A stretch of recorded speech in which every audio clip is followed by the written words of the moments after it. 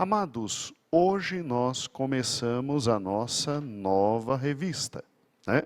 A nossa nova revista. E nós vamos tratar de um assunto que é essencial, irmãos. Nós vamos tratar de um assunto que pouquíssimos conhecem, que é todo este período histórico, né? Este período histórico da palavra de Deus, tá? É um momento muito interessante do Velho Testamento. Nós preparamos vídeo, preparamos slides, para que você, nessa primeira lição, já seja capturado, se o Senhor assim permitir, pelas bênçãos do Senhor e pela intenção do autor, né? Nosso amado irmão evangelista Rafael, que está ali na igreja de Ceilândia e a quem nós agradecemos de todo o nosso coração por ter nos presenteado por uma revista tão maravilhosa como essa, né? Eu quero começar com slides, mas ao mesmo tempo que começo com os slides, eu quero que você abra a sua revista no sumário. Sim, nós vamos pegar a revista e vamos conhecer, a pedido do autor, toda a revista. Vamos conhecer, a pedido do autor, toda a revista. E eu quero que você abra no sumário. Antes de irmos para os nossos slides, eu quero que você veja uma imagem que está exatamente no meio da sua revista. Abra, por gentileza, a sua revista bem no meio, bem no meio.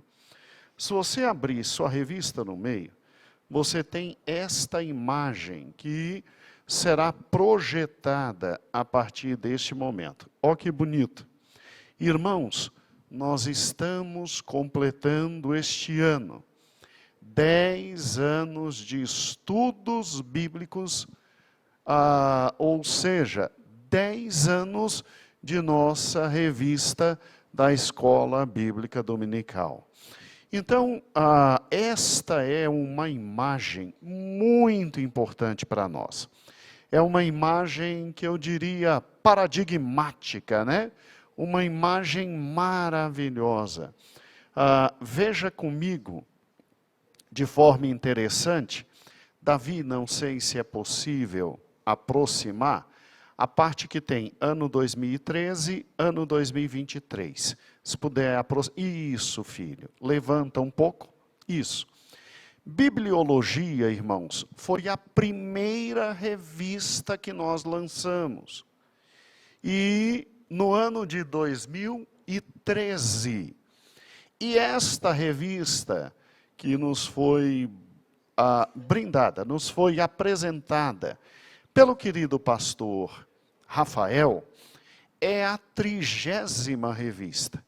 Então veja que fantástico, desde o ano de 2013 até o ano de hoje, nós estamos juntos aprendendo a palavra de Deus.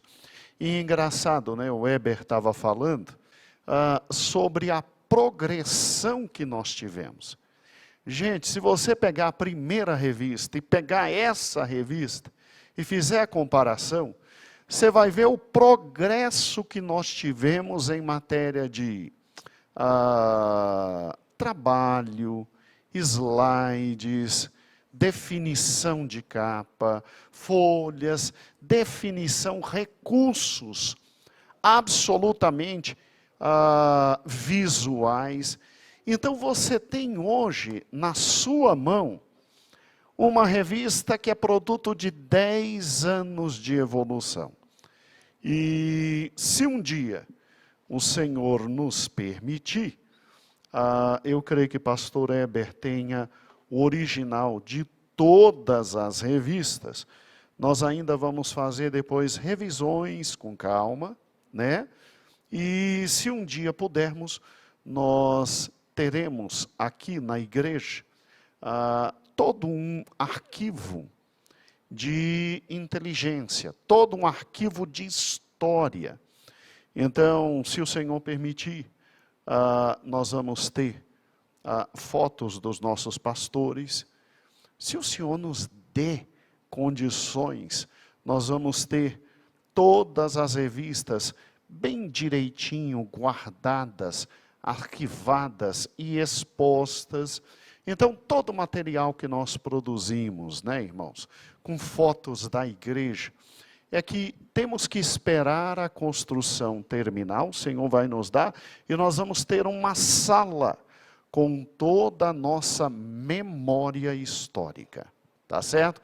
E vai ter uma revista dessa, de cada uma dessas ali na nossa memória histórica, e à medida que as novas revistas chegarem, a gente coloca ali no arquivo e vai ser uma coisa muito bonita.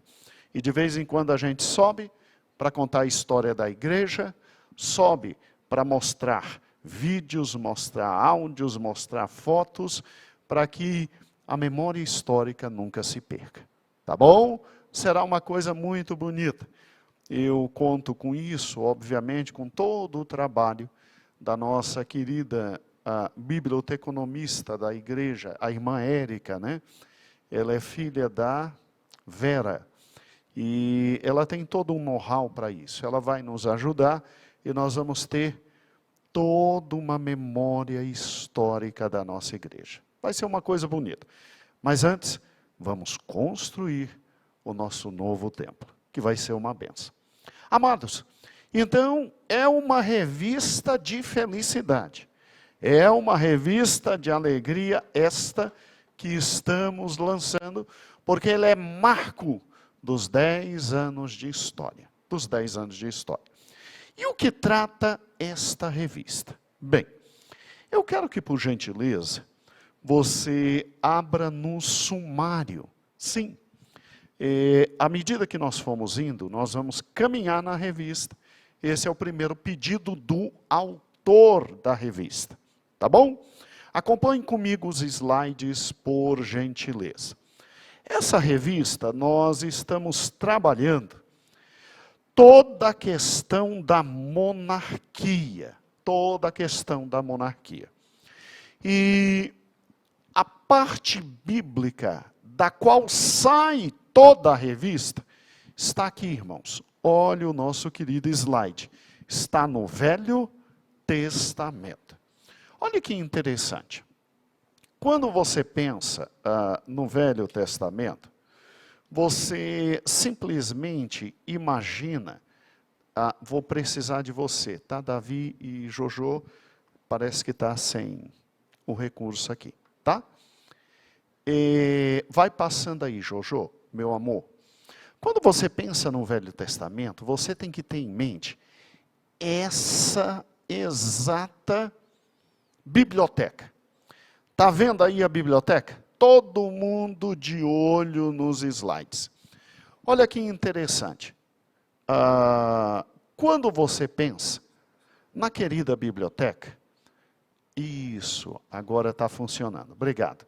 Em primeiro lugar, você tem todos os livros chamados Pentateuco, que no meio dos judeus é chamado de Torá. Vamos de cabeça? Você já sabe, né? Gênesis, Êxodo, Levítico, Números e o quê? Deuteronômio. É a lei do Senhor. E lembre-se que a lei do Senhor é perfeita e justa, santa. Santa, perfeita e justa. É por isso que nós, quando passamos a escrever o Novo Testamento, em razão do que o Senhor nos deu, nós não abrimos mão da lei do Senhor, porque é santa, justa e perfeita. Agora, depois que passamos esse período histórico, que é o período dos patriarcas, que é o período da formação do Estado de Israel, da nação de Israel, da libertação, aí nós chegamos nesse momento aqui, ó, presta atenção. Esse momento da setinha é o que nós chamamos de momento histórico. E aí vem Josué, Juízes e Ruth. E aí vem 1º e 2º Samuel, 1º e 2º Reis, 1º e 2º Crônicas.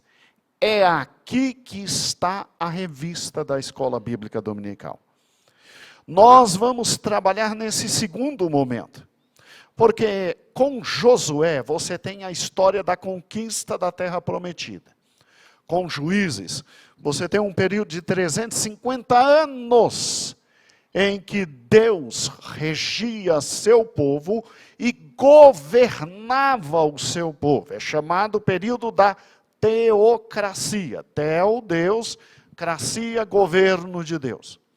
Agora, infelizmente, o povo de Deus não quis ser regido pelo próprio Deus, pediu para si reis, como todas as nações pediam e tinham. E aí, você tem 1 Samuel, com o período de Juízes terminando, e o primeiro rei se levantando. Você se lembra quem foi?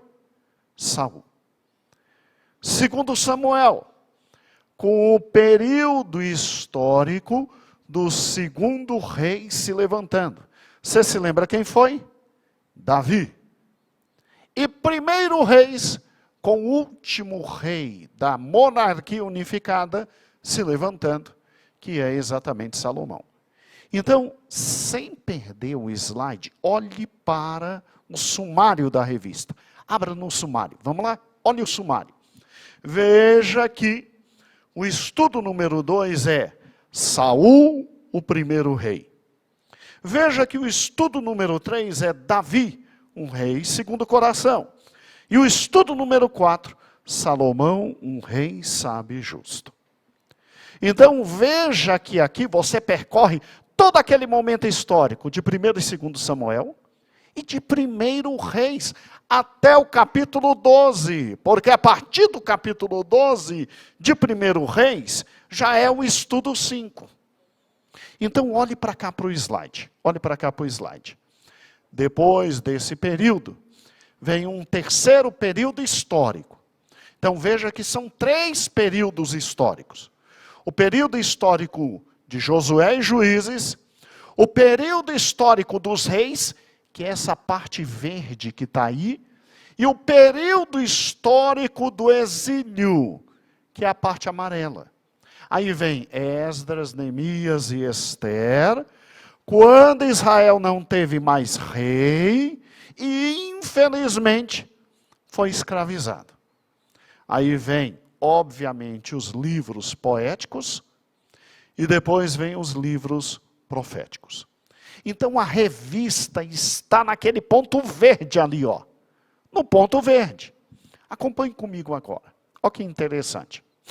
Quando você pega, então, esse ponto histórico, que tem o período pré-monárquico, Josué, Juízes e Ruth. O período pós-monárquico, que é o amarelinho, Esdras, Neemias e Ester. Você tem a revista ali no verdinho, que é o período monárquico. E aí, obviamente, quando você pensa nisso, você vê que é um período que Deus tinha entregue a Israel a terra e tinha dado a Israel descanso na terra prometida. Então ele tinha cumprido sua promessa de dar a dádiva da terra prometida. Obviamente, no período da teocracia, Deus deu liberdade ao seu povo, e o seu povo vivia em liberdade completa e absoluta. E ele era o grande rei. Mas o povo não soube viver em liberdade, pediu um rei, e o Senhor, depois de dar a dádiva dos líderes militares, deu a dádiva da monarquia. E então, mesmo não sendo vontade do Senhor, foi uma dádiva, foi uma bênção, foi uma graça dada pelo Senhor os reis. E, é óbvio, olhe para cá. Davi, agora eu preciso que você amplie a imagem, para depois eu usar, obviamente, um slide. Vai lá no início, meu filho. Eu quero que você decore isso aqui. Isso aqui é para decorar. Vamos juntinho? Olha lá, ó. Com Josué começam os livros o quê? Históricos. Ali conquistou-se e distribuiu a terra. Período deste livro e da história desse livro. 80 o quê? Anos. Depois veio o Juízes e Ruth. E com Juízes e Ruth você tem um período de aproximadamente 315 o quê? Anos. Presta atenção. São 315 anos de teocracia. O povo era livre. Guarda isso no coração. O povo era completamente livre, submetido aos líderes de cada tribo, mas absolutamente livre. E quem os conduzia e quem os protegia e quem os guiava como rei, o próprio Deus. Mas Deus não impõe sua vontade. Deus não é fatalista. E aí Deus deu liberdade. E esse povo, ao mesmo tempo que vivia com o Senhor, se quedava a outros deuses. Não soube aproveitar a liberdade. O que Deus fez? Então tá bom. Querem reis? Então tá bom. Passados 315 anos, vem 120 anos de monarquia unificada. Vem primeiro Samuel e vem segundo o quê? Samuel. Primeiro Samuel, amados. O primeiro rei, Saul. A morte do último juiz, Samuel. E o primeiro rei que reina 40 anos. Segundo Samuel, o segundo grande rei, que é quem? Davi, e reina 40 anos. E o primeiro livro de Reis, até o capítulo 11, o terceiro grande rei, que é quem? Salomão, mais 40 anos. Por isso que dá um total de 120 o quê? Anos. Então, é por isso que a sua revista aí no sumário vem. Estudo 2, Saul, o primeiro rei. Estudo 3, Davi, o segundo rei. Estudo 4, Salomão, o terceiro rei. Aí o que acontece? Olha ali. A monarquia dividida. Em 1 Reis, capítulo 12, divide-se a monarquia e você tem reis no norte e você tem reis no sul. 10 tribos ao norte, 2 tribos ao sul. E no sul, os descendentes de Davi. Você tem 1 Reis, do capítulo 12 até o final. 2 Reis, contando a história da monarquia dividida. Aí 1 Crônicas, fala da monarquia dividida e do exílio do norte. 2 Crônicas, fala da monarquia dividida, mas voltada para o exílio do sul. E depois os 3 últimos livros históricos, que é o retorno do exílio. Então volte, por gentileza, Jojo.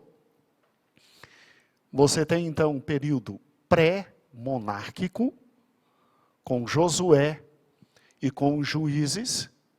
Você tem um momento monárquico, em primeiro a monarquia unida, 2 Samuel e 1 Samuel, 1 Reis, e depois você tem um momento pós-monárquico, que é exatamente o exílio. Então, se você parar e pensar, você tem os primeiros 3 grandes reis. Saul, depois Davi, depois Salomão. As datas ali não são perfeitas e historicamente absolutas, mas elas são aproximadas e você vê que é 40 anos para cada um.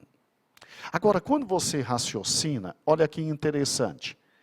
Imediatamente, então, com esse momento da dádiva dos líderes, você tem exatamente aqui, ó, após a monarquia unida, você tem a monarquia dividida. E quando você tem a monarquia dividida, ali o período pós-monárquico, você tem exatamente essa figura aqui. Amplia, Josué, por gentileza. Você tem exatamente essa figura, que estamos utilizando até na quarta-feira. Lá em cima, de verde, a monarquia unida. Depois, a monarquia dividida. E veja que no reino do norte, que está de azul, e no reino do sul, você tem reinos independentes. E veja que no reino do norte, pode ir baixando, você tem uma monarquia que dura até 722, e eles caem na mão dos assírios. Já no reino do sul, de amarelo, você tem uma monarquia que vai até 586 e que cai na mão dos babilônicos. Presta atenção. Está vendo essa parte azul e amarela? Fique com um olho nela e outro olho aqui no sumário. Pastor, como é que eu consigo? Não sei, mas boa sorte. Vamos lá. Se você pegar agora o estudo número 5, ele vai contar exatamente a questão da divisão do reino. Depois o estudo 6, 7, 8, 9, 10, 11, vai trazer a história de alguns reis. Não de todos, mas de alguns reis. Veja o tanto de reis que você tem. Você tem 22 reis de um lado e 20 reis do outro. Volte agora para a revista. Obrigado pelo slide. Volte agora para a revista. Pastor, por que o nosso autor, ele simplesmente pensou alguns reis e não falou já de todos? Porque é uma revista com 12 lições, irmãos. Não tem como falar de todos. Mas ele pegou os principais reis. Por exemplo, o estudo 6, Josafá. Estudo 7, Acabe. Estudo 8, Uzias. Estudo 9, Ezequias. Estudo 10, Manassés. Estudo 11, Josias. Então ele pega muito mais os reis do sul que os reis do norte.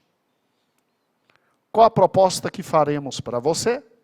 Meu amado irmão, minha amada irmã, durante o domingo nós vamos estudar esses principais reis. Na quarta, a gente pega os reis entre um e outro e estuda. O que você acha?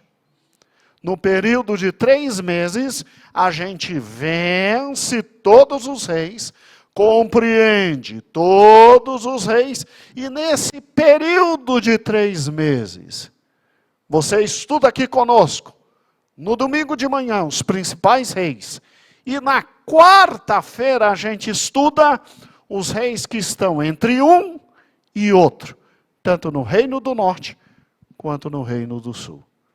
E você vai aprender como Deus foi misericordioso com este povo, ao dar-lhes a bênção da monarquia. Agora, olha que linda a nossa revista. Abra na lição número 1. Como foi instituída a monarquia em Israel? Eu quero agora compartilhar com vocês o autor da revista. Sim, o autor da revista não pôde estar nesse domingo aqui de manhã, presencialmente, mas o autor da revista vai estar conosco por 6 minutos. 6 rápidos minutos. E eu quero que você pense, mas por quê? Depois de 315 anos em que Deus governou aquele povo, em que Deus deu liberdade àquele povo, em que quando o povo precisava, Deus levantava juízes para defender aquele povo. Gente, por quê? E exatamente porque aquele povo despreza a teocracia, despreza Deus como um rei. Diz assim: nós queremos um rei conforme todas as outras nações. Pare e pense comigo. O período de Juízes é um período em que Josué entrega a terra, e era para se levantar uma geração mais poderosa que a geração de Moisés e de Josué. E Deus da liberdade completa. Deus, como rei, nunca cobrou impostos. Deus, como rei, nunca tomou a filha e o filho dos outros. Deus, como rei, nunca roubou ou foi injusto. E Deus, como rei, acima de tudo, julgava com justiça. E quando o povo precisava, ainda levantava juízes, mesmo diante da maldade do povo em deixá-lo.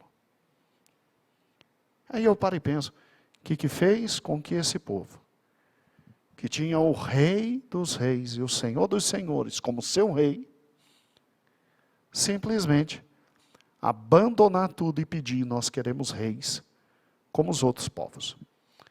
Irmãos, com vocês, o nosso autor da revista, vamos ouvi-lo agora, olhando para a página 4, no ponto 2, justificativas para o pedido de um rei.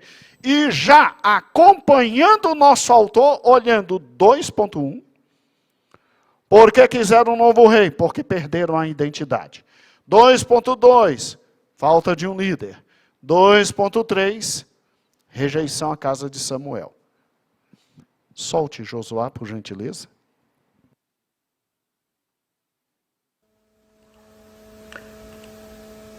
Então aqui está a capa de nossa lição. Nós iremos estudar sobre a instituição da monarquia, pelo qual nós temos o textuário que está em 1 Samuel, no capítulo 8, no versículo 5, no qual a palavra do Senhor nos diz: E disseram-lhe, tu já está idoso, e os teus filhos não andam em teus caminhos. Escolhe agora um rei para que nos lidere, à semelhança das outras nações. E desde já, meus irmãos, eu quero pedir perdão. A nossa igreja, está numa avenida, então nós vamos ter muitos barulhos externos, amém? Então que os amados pastores, os amados professores não se incomodem, com os barulhos externos. Então vamos lá, vamos continuar a nossa lição. Então, o que nós veremos no tópico número 1? Nós vamos ver a justificativa para o pedido de um rei. Nós vamos ver 3 objetivos nesta lição. Primeiro objetivo, a perda da identidade de Israel, a falta de um líder e a rejeição à casa de Samuel. Então nós vamos ver que o povo vai até Samuel e mostra essas 3 justificativas para que fosse instituído a monarquia em Israel. Então, meus irmãos, a nação israelita, a gente vai ver que ela tinha uma identidade única. E qual era essa identidade que Israel tinha? Muito de uma importante. Nação que era escolhida e uma nação amada por Deus. A gente vai ver que ela era reconhecida por ser protegida por um Deus que era poderoso, um Deus que libertou do cativeiro egípcio, pelo qual levou ao seu povo até a terra prometida. Poderemos ver justamente na fala de Raabe, quando ela conversa com os espias. Nós vamos ver que a sua declaração, ela fala sobre a fama do Deus de Israel que se tinha espalhado por toda a terra, e todos os habitantes de Jericó estavam em pânico por causa do poder do Senhor. Mas nós vamos ver que, no entanto, ao longo do tempo, os israelitas se afastaram de Deus e começaram a adotar as práticas que era abominável ao Senhor. Israel começou a deixar a ser contaminada pelas nações vizinhas. E isso a gente vai ver que resultou na perca de sua identidade cultural e religiosa, e por consequência disso também o povo acabou perdendo a sensibilidade de ouvir a voz do Senhor e assim começaram a seguir os seus próprios desejos.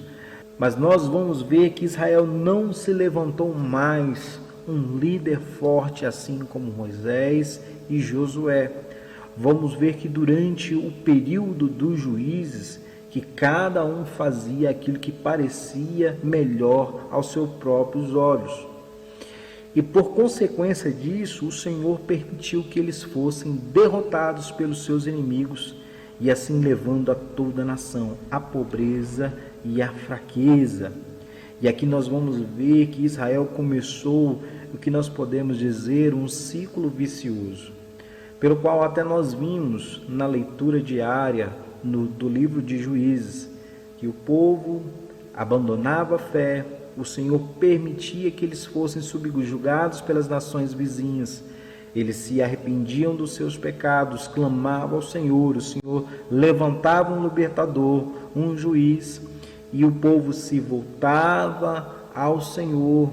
E enquanto aquele juiz estava vivo, o povo continuava servindo ao Senhor. Mas a partir do momento que aquele juiz falecia, o povo voltava à sua vida de pecado. Deus permitia novamente eles serem subjugados. Eles se arrependiam, clamavam ao Senhor. Deus levantava o próximo juiz, libertava o povo e eles voltavam novamente ao Senhor. E enquanto aquele juiz estava vivo, eles estavam na presença do Senhor. Mas em vez de Israel reconhecer que todos os seus problemas, a causa de todos os problemas eram os seus pecados, eles acabaram atribuindo a essa situação a ausência de um líder, refugiando-se à ideia, escapando ali da realidade. E como vimos no texto áureo, meus queridos, que quando Samuel envelheceu e os seus filhos se tornaram juízes, mas eles não eram justos assim como ele, e isso levou que os anciões viessem a pedir a instituição da monarquia. Embora essa decisão, meus queridos, possa parecer até um pouco precipitada, mas uma coisa nós não podemos negar, que Samuel estava envolvido na obra do Senhor, estava muito envolvido na obra do Senhor, mas não estava cuidando de sua própria família. E a gente vai ver que essa é uma falha que nós podemos comparar em muitas situações de muitos cristãos hoje, que estão numa devoção à casa do Senhor, uma devoção à igreja, e acaba negligenciando o cuidado com sua família. Mas nós vamos ver em 1 Timóteo capítulo 5, 8, no qual a palavra nos diz assim: se alguém não cuidar dos seus parentes, e especialmente dos da sua própria casa, negou a fé e é pior do que um descrente. Amém? Continuando. Então vamos prosseguindo com o slide. Vamos para o tópico de número 2. Ótimo. Pelo qual tem... Muito obrigado. Irmãos, olha que interessante. Rafael, ele, de forma muito direta e objetiva, ele trabalha com 3 grandes pontos. Exatos, 3 grandes pontos para o desejo deste povo de ter um rei. Primeiro ponto, ele coloca de uma forma muito inteligente, está aí na página 4, a perda da identidade. Quem Israel era? Israel era o povo escolhido. Israel era o povo separado. Israel era a nação santa, sacerdócio real.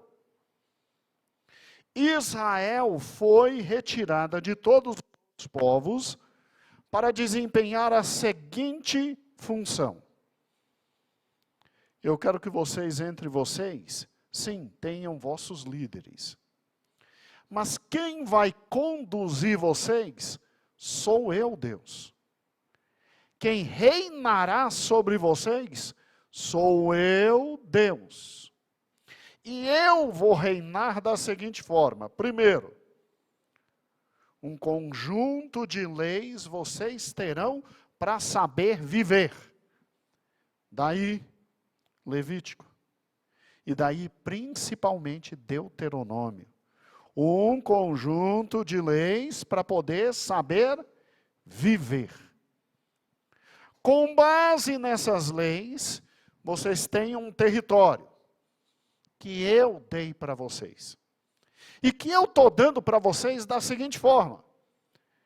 Diante de nações que vocês sabem que não tem capacidade de vencer, que não tem força para vencer, que não tem know-how para vencer, que não tem capacidade bélica e militar para vencer. Então vocês só estão aqui porque eu estou dando.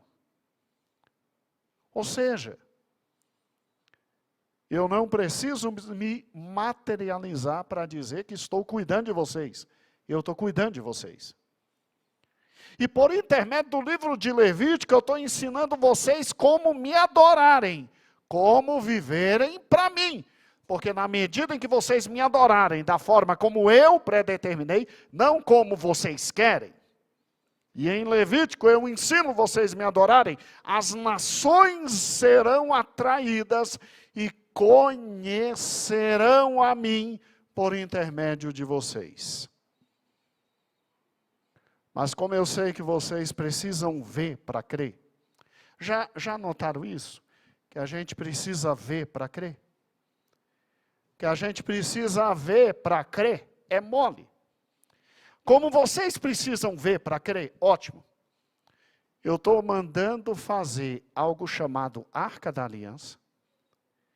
E eu prometo que a presença da Arca da Aliança designará a minha presença no meio de vocês.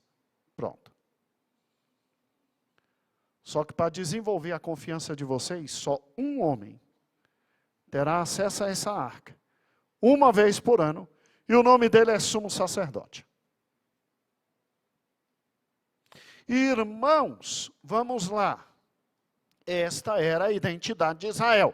Começou a conviver com os outros povos, segundo o autor, perdeu a identidade.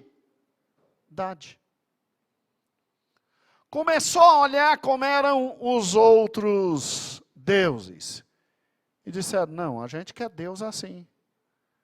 A gente quer Deus que leve a gente para o culto e transforme aquele culto em sexo. A gente quer Deus que nos leve para o culto e nos faça encher a cara. A gente quer Deus que nos leve para o culto e nos dê dinheiro. Eles queriam Mamon, que na época era conhecido como Baal Peor. Eles queriam, era o que os gregos depois chamaram de Afrodite, e que na época era chamado de Aserá. Eles queriam isso. E para se tornar igual às outras nações, eles pensaram assim, poxa, a gente não tem um exército.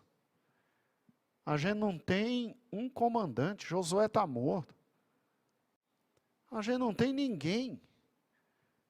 Eles esqueceram que Deus não precisa de nada e de ninguém para ser Deus. E que Deus poderia governá-los livremente. E que eles seriam felizes. E que se Deus os tinha tirado do Egito e os colocado naquela terra, Deus os protegeria.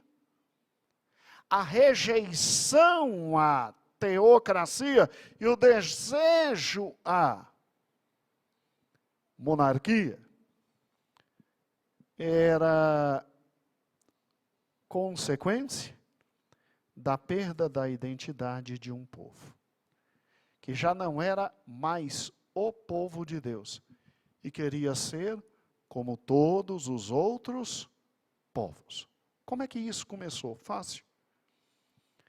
Eu ali em Judá, imagino, depois de dominar o que tinha que dominar, aí eu olhava para um povo mais fraco e dizia, matar para quê? Deixa eu subjugar. Lá no norte, Asser, olhava para o povo mais forte e dizia, não vou ter como vencer mesmo. Deixa eu casar minhas filhas com os filhos deles. Aí eles não atacam, porque está tudo parente. Foi perdendo a identidade. Sabe aquela história de que se levantou uma geração que não conhecia Deus? A geração que não conhecia Deus não é que não conhecia a palavra de Deus. Conheciam, tanto é que quando eles estavam apertados, eles corriam para Deus ter misericórdia. Então conhecia. Era uma geração que não queria se subordinar. E aí aquela velha história, que mal tem. Que mal tem? Que mal tem eu me misturar? Que mal tem eu viver junto? Que mal tem eu estar comendo junto? Que mal tem eu estar nas festas? Que mal tem eu de repente estar perto? Presta atenção numa coisa. Quando Jesus disse que o mundo jaz no maligno, ele estava dizendo por intermédio do apóstolo algo bem simples. Não há neutralidade. Não há neutralidade.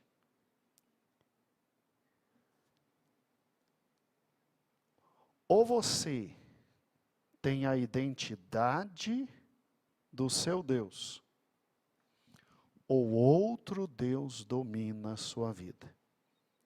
Daí o maior erro do ateísmo é de acreditar que a neutralidade deles é tão grande que eles não estão nem com Deus, nem com outro. Gente, o diabo é simples. O diabo é sagaz, mas é simples. Ele abre várias opções diante da única opção verdadeira. E abrindo várias opções, ele te deixa confortável. E na medida que você tem as demais outras opções, e diz que a opção verdadeira é mais uma opção, o diabo está na dele. Ele veio para enganar. Ele veio para roubar. Ele quer destruir. Então, olha que interessante. Israel, que tinha uma identidade diante das opções que se abriram para ele, ele se envolve tanto com os outros povos, que ele quer o que os outros povos têm. Ao invés de se tornar luz, ele se apega à, entre aspas, luz dos outros povos. Ou seja, se você parar e pensar, Israel não soube viver a liberdade que Deus deu. Gente, é muito sério quando Cristo diz, se o Filho vos libertar, verdadeiramente sereis livres. A liberdade está em eu poder dizer sim e não quando eu bem quiser. E Israel, literalmente, não soube usar a liberdade que tinha. Em razão disso, perde a identidade. E aí é óbvio que o 2.2, eles vão chegar para Samuel e dizer, teus filhos não vivem na mesma direção que tu vives. Teus filhos são tudo errado. Então, Samuel, a gente que confia na tua liderança, a gente não está vendo um novo líder surgir. Meu Deus do céu, Deus é Deus. E Deus está no meio deles. E Deus era seu líder. Eles não conseguem enxergar a liderança de Deus. Olha a cegueira espiritual. Eles pensam que Deus precisa de um líder para fazê-los viver.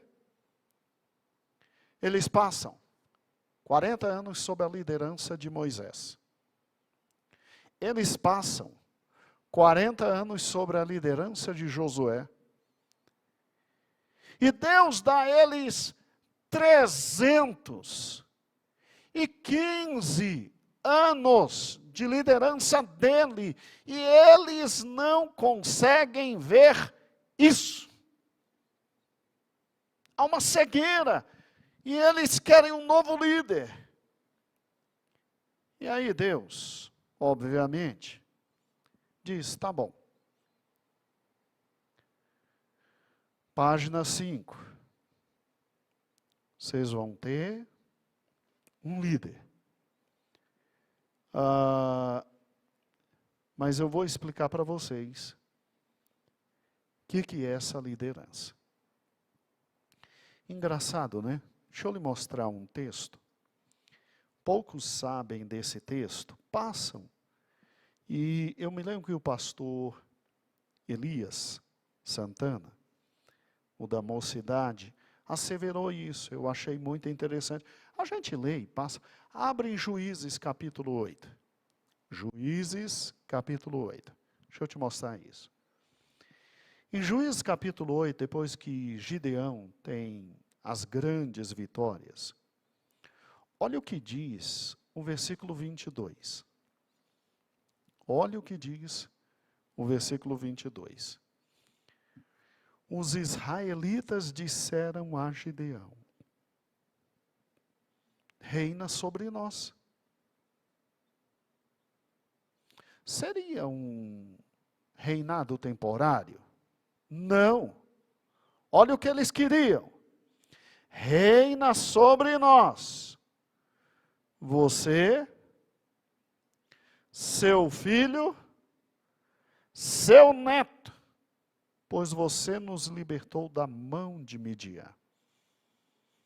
A vitória de Gideão foi tão significativa que eles disseram: a gente quer como rei.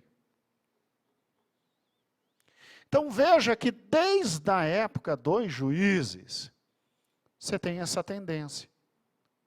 O próprio escritor do livro de Juízes já asseverava que eles viviam aquele momento por não ter um líder, um rei. Interessante isso, né? Como que preparando o texto de Juízes para Davi.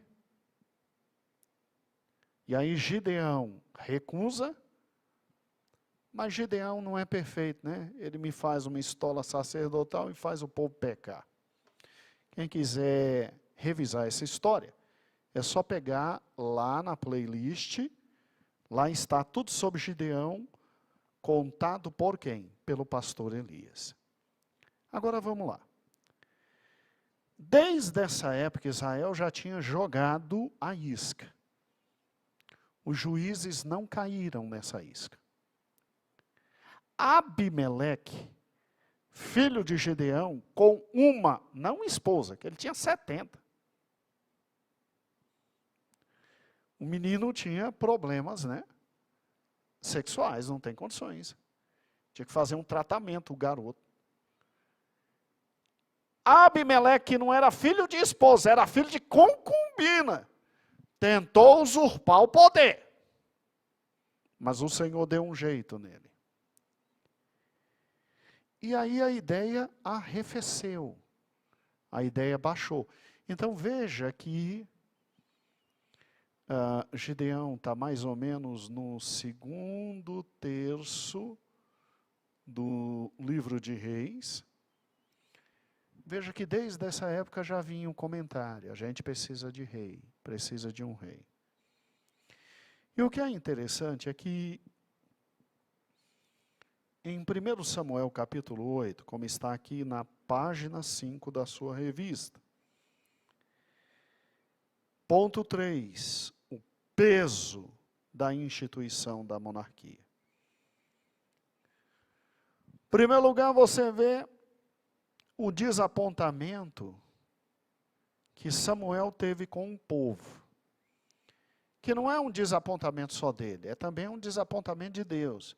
Deus até para diminuir a dor no coração de Samuel, Deus diz assim, ó, não rejeitaram você, rejeitaram foi a mim, Samuel. Calma. Mas depois, no decorrer do texto, Deus mostra que Samuel também tinha sido rejeitado. Engraçado, a gente pega idosos e quer jogar de lado, né? Não dá a eles o devido respeito, né? Mas bem,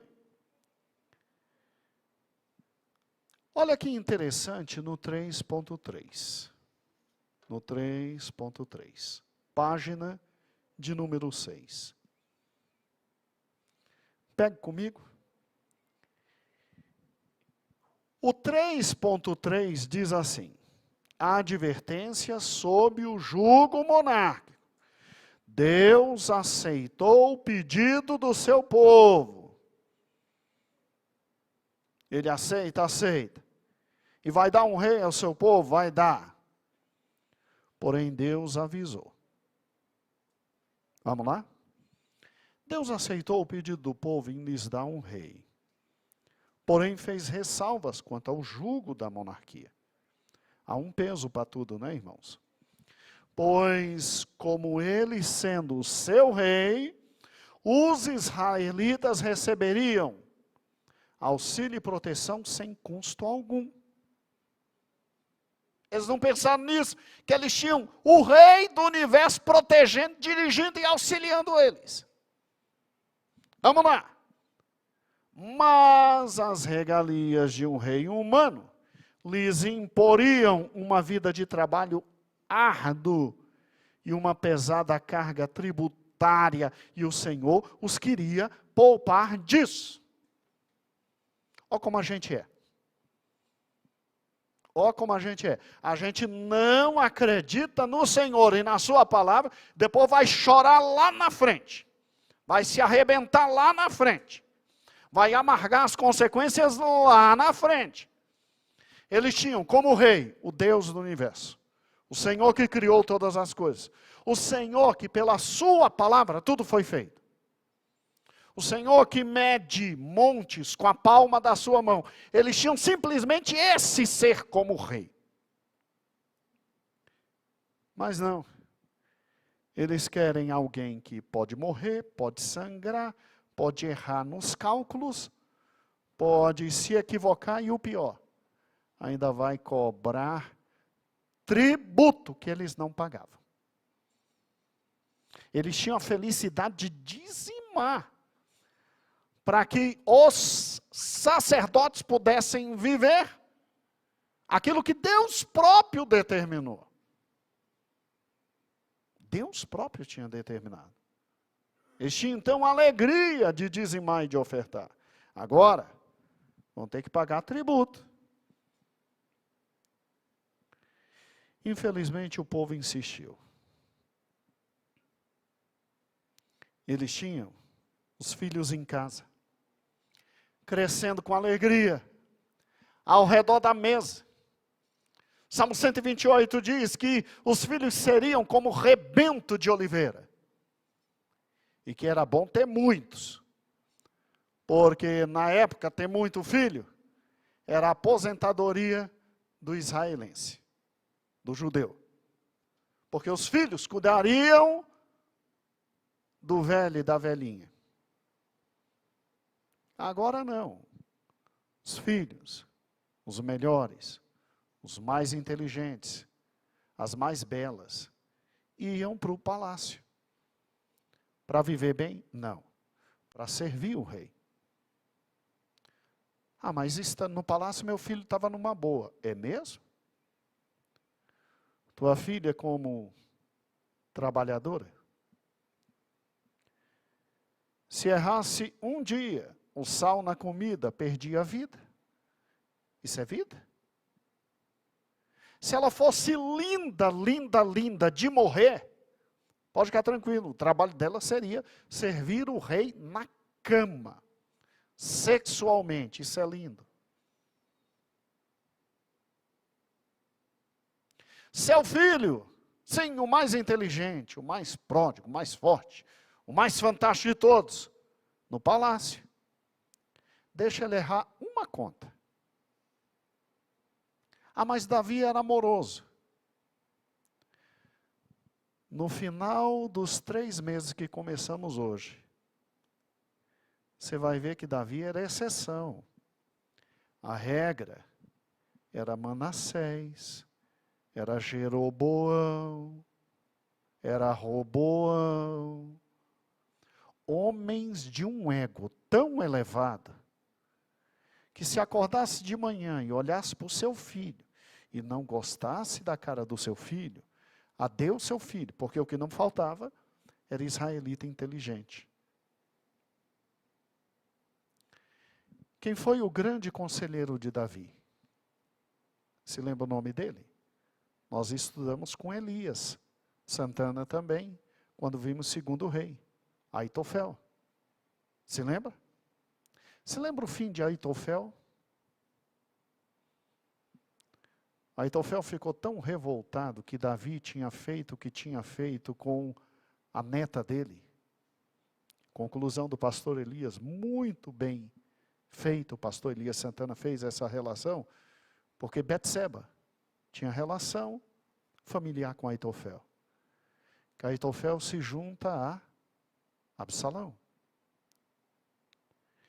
E quando Husai dá o conselho que Absalão vai seguir e vai se quebrar todinho, porque Husai era companheiro de Davi. E Davi pediu, fica no reino. E Husai vai dar conselhos desastrosos. Que Aitofel viu que Absalão segue o conselho de Husai, e não dele, porque se Absalão segue o conselho de Aitofel e vai em cima de Davi, enquanto Davi ainda está fraco, fugindo de Jerusalém, só Deus livraria Davi de Absalão. Só Deus. Como Aitofel viu que Husai prevaleceu, ele chegou na sua casa, colocou sua casa em ordem, para que não dependesse das consequências daquela briga real, e se enforcou. Mas Davi era o rei, mas ele sabia o que viria. Ele se enforca. Eu não estou dizendo que Davi ia matar, mas eu estou dizendo que Davi voltaria e olharia para o olho de Aitofel. E daí o que aconteceria, não sei. Você está entendendo? É engraçado como a gente adora deixar o Senhor por nada. É engraçado como nosso coração é inclinado ao erro. Ninguém responde pelo pecado de Adão. Adão responde pelo pecado dele. O problema é que Adão gerou todos nós. Nós viemos do lombo de Adão. E aí a gente recebeu a natureza pecaminosa. Quando você nasce em pecado, tua mãe te produz, como Davi diz no Salmo 51, não porque o pecado da tua mãe passa para você. Não. É porque tua mãe que te gerou é pecadora. E você vem com a natureza pecaminosa. Você vem com a tendência ao pecado herdada por teu pai e por tua mãe. Eu também.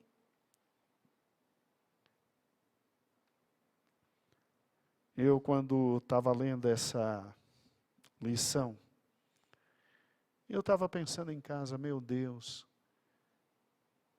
o que será que meu coração ainda teima e não te dá espaço? Que o Senhor pede só uma coisa da gente. Filho meu, dá-me o teu coração. Porque é do coração que vem todas as vias, todas as estradas, todas as entradas, todas as saídas da vida. E aí eu paro e penso, meu Deus, que em meu coração ainda reluta e não agradar ao Senhor. É sério. Pensei na minha vida pessoal, pensei no meu trabalho, pensei nas minhas finanças, pensei na minha esposa, pensei nos meus filhos, pensei na vida devocional. É sério, irmãos. É incrível como a gente dá desculpas para não viver a integralidade da vida na fé. É incrível. O problema é que, se as desculpas forem aumentando, o mundo vai nos atraindo. E à medida que o mundo vai nos atraindo,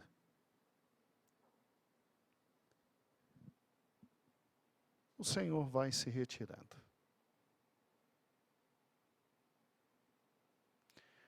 O maior pecado de um homem é se afastar tanto da soberania de Deus, que passa a acontecer com ele o que ocorreu descrito em Romanos. Conheciam a Deus, não davam glória a Deus, ou seja, não viviam de acordo com a vontade dele. Deus entrega. Deus entrega. O indivíduo, a própria vida, a própria sorte, vai viver de acordo com o teu coração.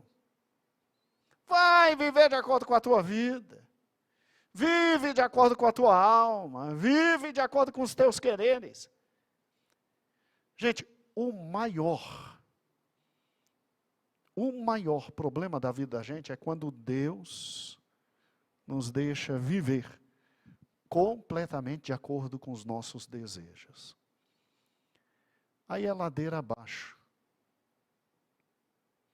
Eu estava conversando com um jovem que amo muito, muito, muito. Eu estava dizendo a ele, meu filho, como é que você está?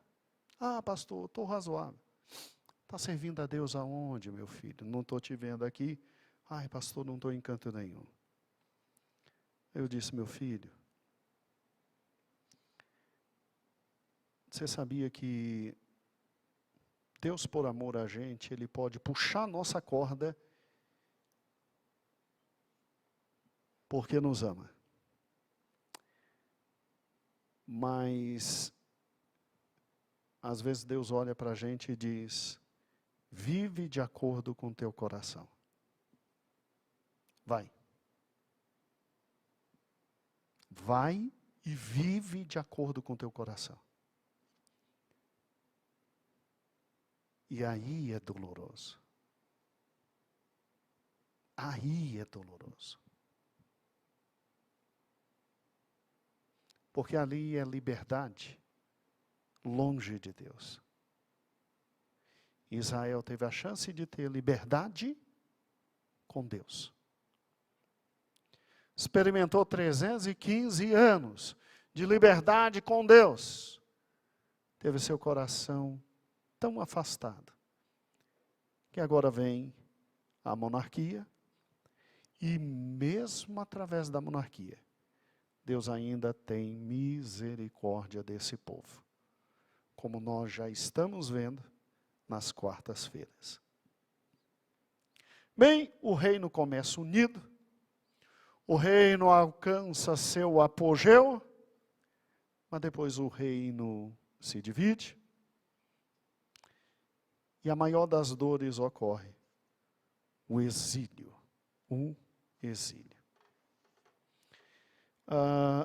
pastor, realmente eles rejeitaram a Deus, eles pecaram rejeitando a Deus? Deixa eu te mostrar 2 Samuel capítulo 12. Eu creio que 2 Samuel capítulo 12. Não, 1 Samuel capítulo 12. Estou terminando nossa primeira aula. Em 1 Samuel capítulo 12, nós temos um momento terrível. Você está no momento de ratificação do primeiro rei, que é Saul, que já vamos estudar domingo que vem. E quando você tem em 1 Samuel capítulo 12,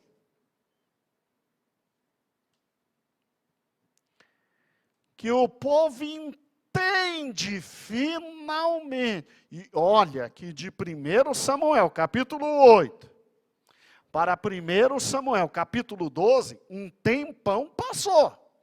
No capítulo 8, Samuel explicou. Vocês querem trocar realmente a teocracia pela monarquia? Vocês querem abrir mão do Senhor Deus realmente? Ah, que a gente quer, que a gente quer, que a gente quer. Aí Samuel explicou tudo que eu expliquei para você agora. Eles não queriam papo, queriam andar segundo o seu coração, e aí, em Samuel capítulo de número 12, cai a ficha.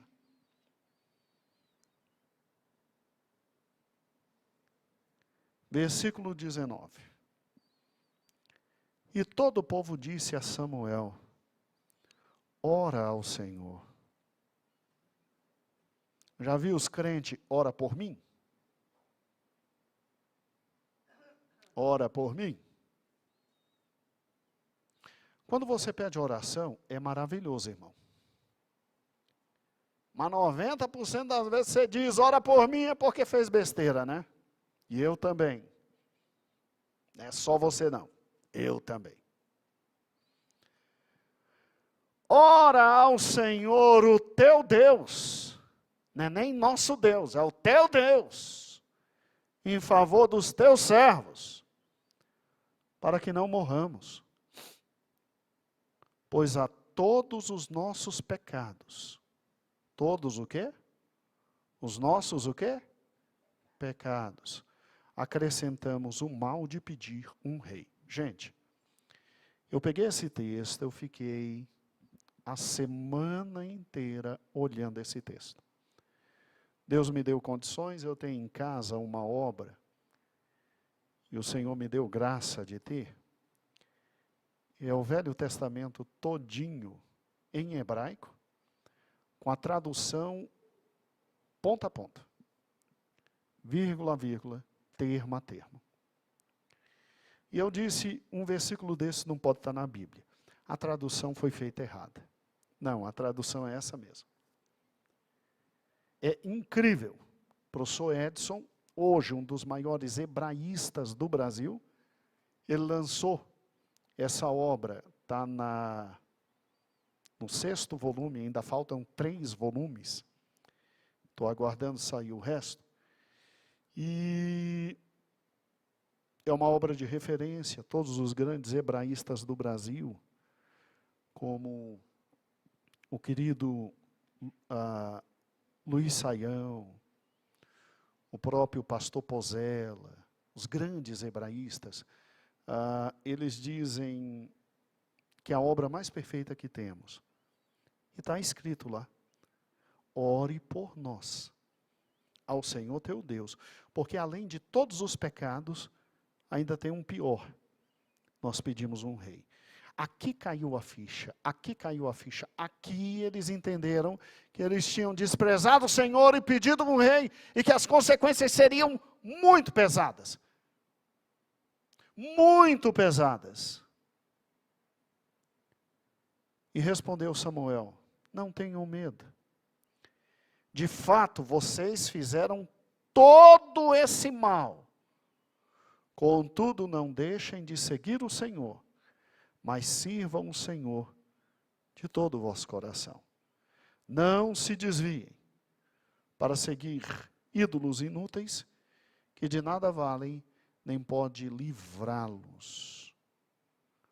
E aí o versículo 23 vem dizendo, longe de mim, de fazer esse mal, de deixar de orar por vocês. Após o último juiz morre, e aí Israel está na mão da monarquia. Irmãos, por fim, Deus é Deus, né? Não tem um rei perfeito aqui. Todos falharam. Mas, graças ao Senhor Deus, Ele sabe que a gente precisa de um rei visível, físico, material, com corpo nosso. O que Ele faz? Ele envia seu filho. E aí Deus se torna rei. Incrível, né? Então, todos esses reis que vamos estudar, eles nos farão ver e entender Mateus, Marcos, Lucas e João. Porque eu e você não entendemos Mateus, Marcos, Lucas e João, porque não entendemos os reis. Que Cristo quando veio,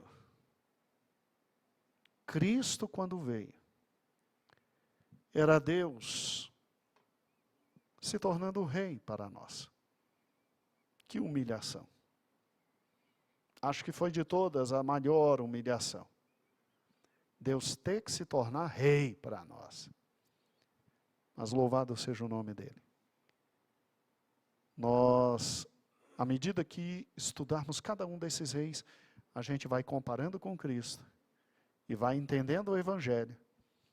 E quem sabe daqui a 3 meses nós estejamos de joelhos diante dele.